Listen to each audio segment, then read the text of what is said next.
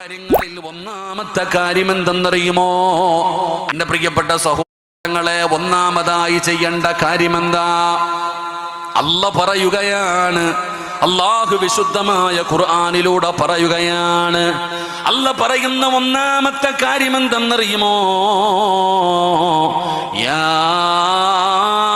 അയ്യുഹല്ലദീന ആമനുത്തഖുല്ലാഹ് يا أيها الذين آمنوا اتقوا الله حق تقاته ولا تموتن إلا وأنتم مسلمون.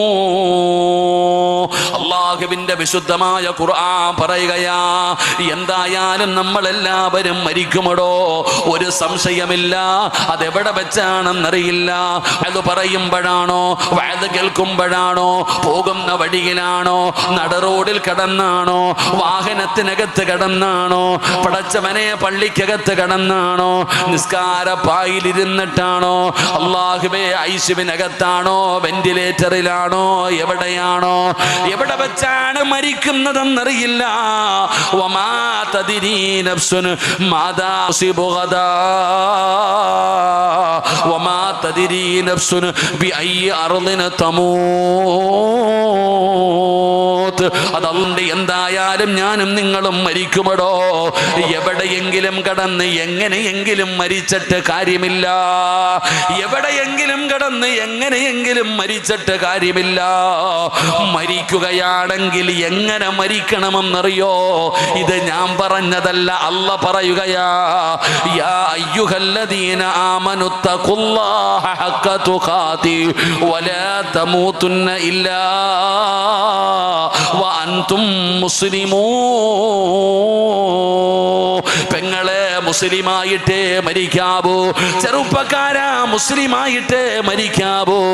ഈ ലോകത്ത് നിന്ന് യാത്ര പറയുന്ന സമയത്ത് അല്ലാഹു തന്ന നാവ് കൊണ്ട് നിന്റെ ജീവിതത്തിൽ ഒരുപാട് പ്രാവശ്യം പറഞ്ഞ ലാ ഇലാഹ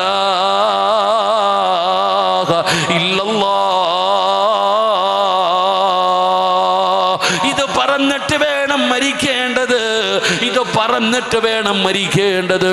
ഇത് പറയാതെ മരിക്കല്ലേ, ഇത് പറയാതെ മരിക്കല്ലേ.